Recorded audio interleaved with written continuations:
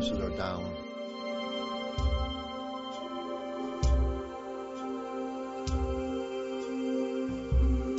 I've called my family and told them I don't have a house to come to anymore.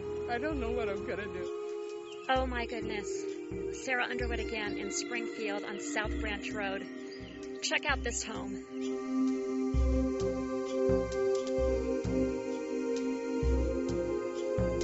I'm just thanking God right now that my kids are safe. My son got to go to his prom. I'm thanking God right now that we weren't in that house.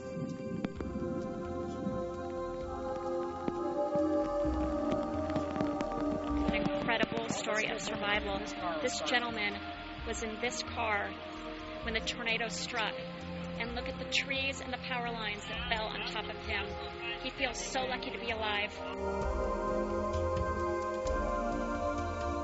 Yet you walk out of your house and you're having a special event for your kid and you walk back and you don't have a house to come to.